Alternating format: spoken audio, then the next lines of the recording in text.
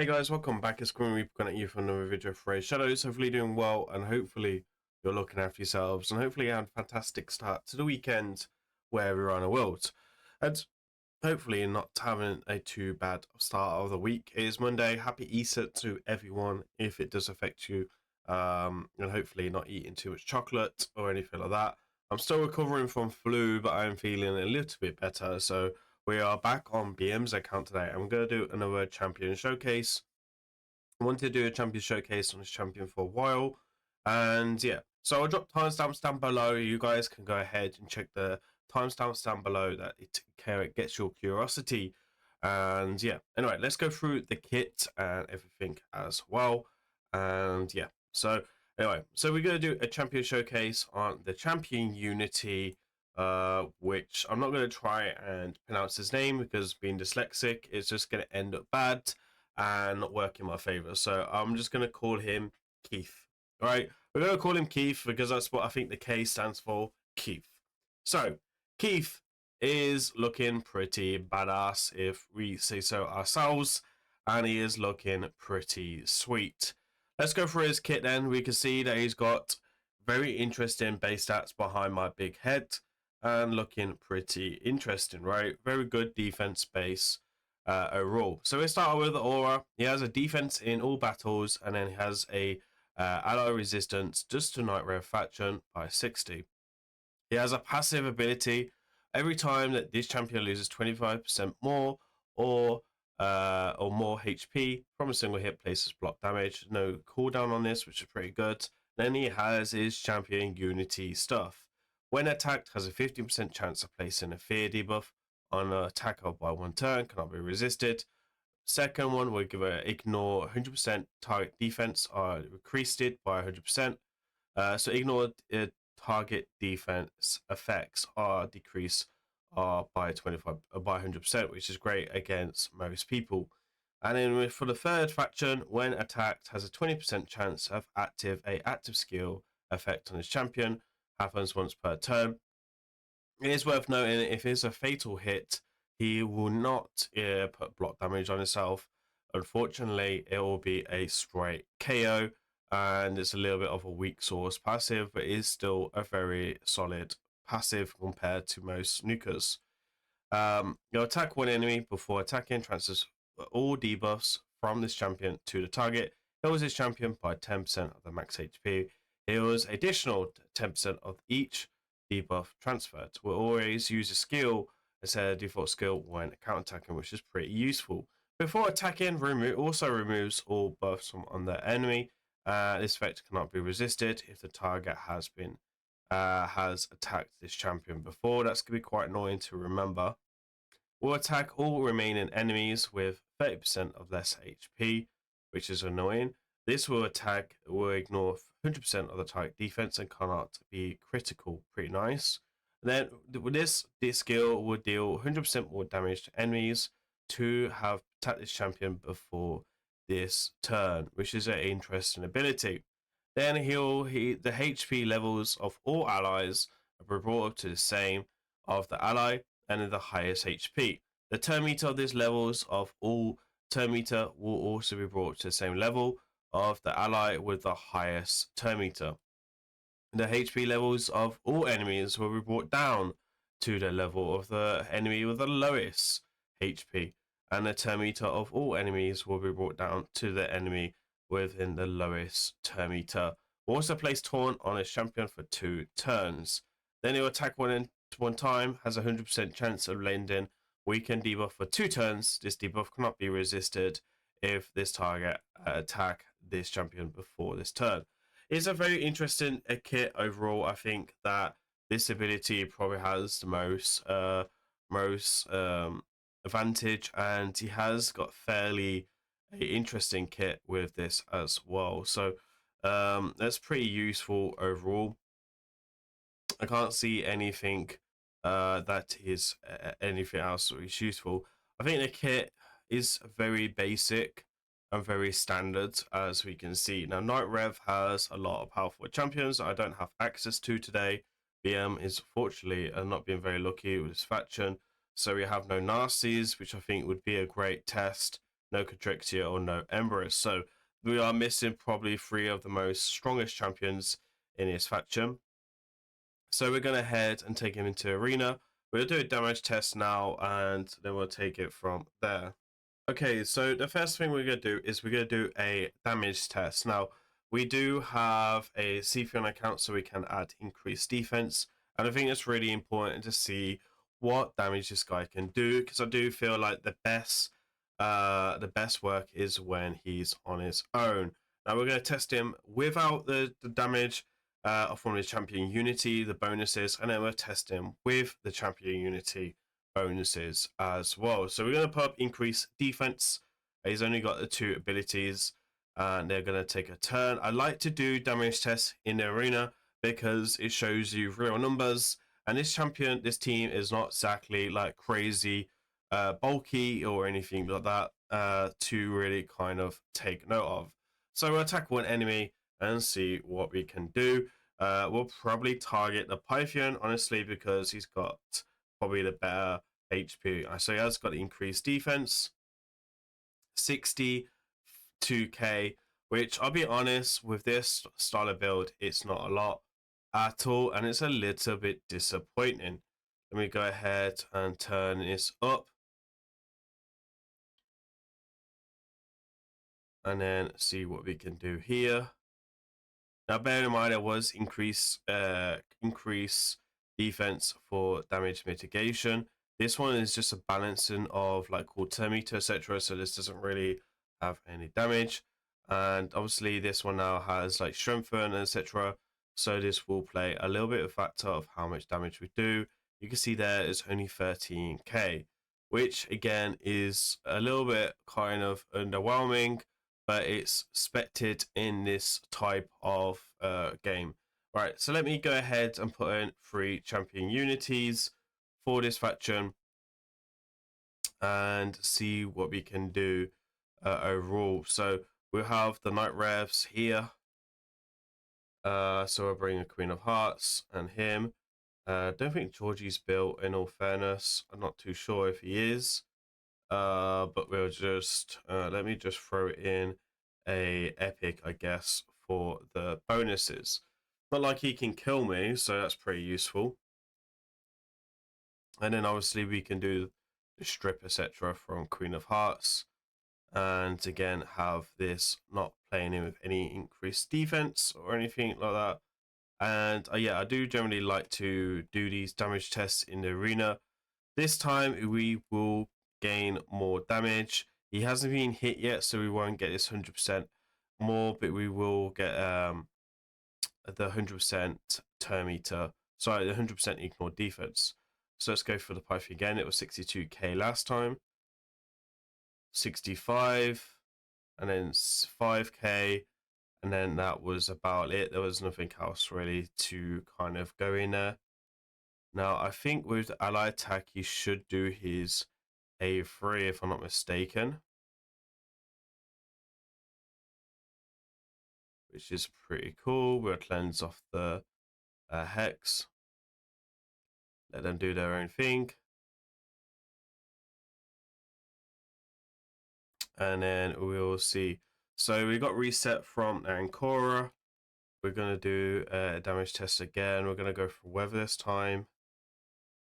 It was like 12k last time, and the strengthen 25k. Again, there's only increased defense there, so there was nothing special at all. So his damage is not exactly the best if we're being honest. His damage is not the best, right? I've seen people a lot better for damage. Now let's see. I mean, ideal the teams would be one of the 3 champions that we mentioned, but obviously if we don't have them type of teams, then we'll use what you've got on your account and take it from there. Now, I would always probably, I'd guess we'll take the bonuses from this, and then it will build like a go second type of team. We've got a Hedgie going in for some damage, and he just wipes it all, I guess, so it's pretty useful, which is pretty cool. And then I guess it wouldn't be a good test if we use hedgy all the time. So let me throw in a champion who is not going to be busted. Let's try, let's throw in the Necrid. He's in the shield set, so nothing too OP. His build's very, very old and can be stripped by the Man series, so nothing to really kind of worry us. I think Queen of Hearts is a great champion for him as well, but I think I would would like to see someone like the Narcissus right on the account as well. So that would be very, very useful if we was going to use him. We're going to use Cleanse because the increased defense will lower our damage. Then we'll go ahead and do that. It was 120k damage. So you can see there was a damage increase, obviously, which is pretty useful. So damage increase was because he was attacked, which is again pretty cool. I guess you could play the taunt so he does get attacked for that damage increase, which again is not a bad way to go, honestly. So we will just do the A1 here, 110k, nice little damage increase. He does really need to get the attack off, right? He needs to be at when it gets attacked so you can benefit from the extra damage. So I'll show on the way and as well, I like how I would build him. Queen of Hearts will also offer like a strip champion as well, which will help him do more damage, obviously, because you can strip off the buffs, etc. So I think Queen of Hearts and etc. would be very strong with him. He's already been hit, so let's see what we can do here because he's already been hit. Increase defense. Oh, weak hit. Okay, that was not smart, Grim. Let's see what you can do here. 84k damage. I think he got the damage increase there because it was an ally attack and he wasn't attacked any time before that. So so let's try out these interesting abilities. So we're gonna do ourselves and that will just everything. We'll get some term eater. We'll put some more protection on him. And it should be a case of just cleaning up. Like so. Again, weak hit again there. So we can't judge him from the weak hits if we're being honest. I think Hedgie could be viable for some teams, like if you can kill like the Timmy to boost champions, slow them down and kind of do what you want them to do. So we got in Harmony here. Actually, it's not a good idea because we'll just get bombed. I didn't see the bomb or jump in there. This team is not a great team. We're very low down in the arena right now, which kind of hurts us a little bit for damage. We'll bring in this team. This team looks very strong, but we're bringing a UDK to slow down at Rodus. And let's see if we can take down a half decent team with this champion. Obviously, he is my only nuker right now, which again is what it is with him. We will go ahead and come in and put out the death brand on the Kaima, and ideally try and stop him from doing that. And then yeah, we'll cleanse off the ability there. Definitely needs that cleanse, which will be very, very useful. We're gonna do ally attack into the Kaima, which is very good. So you can see he has really good synergy with the Queen and Korra and etc. with them. We're gonna go for the Sifi because he's the revive. Just with increased defense, it was 32k. Now, obviously, actually, the UDK is probably a bad champion to bring in here because it stops him getting hit, right? So he doesn't get that damage increase, unfortunately. Now, we could try and bring an increased defense champion in, like Sifi in a second, which we'll try and see if he does more damage that way. So he does fairly okay damage, nothing too crazy. But maybe like a damage increase with increased defense might give us some big numbers, which we can test out in a minute. I think that might be what you need to do. Obviously, but the damage reduction right now is pretty useful, honestly, against him. And obviously, he's got his cool passive as well. So we'll do the A1 again. Rose should go down from that. And then he will take 58k damage. And as you can see, it's interesting, right? Like, I don't feel like I really like the champion myself right now, but I'm trying to stop the biased decisions to come in, right? Try not to be biased at all in this, and try and be open-minded as usual, right? Which is the most important bit. Now we do have a increased defense. We do go up against one of these meta champions, which is Sigfoot. And so we're going to take in Seafeet to increase our defense if we can in whatever way. And hopefully not get one shot. So we'll go in like that. It looks like he will have to pay some fear. Buffs gets removed from Lady M.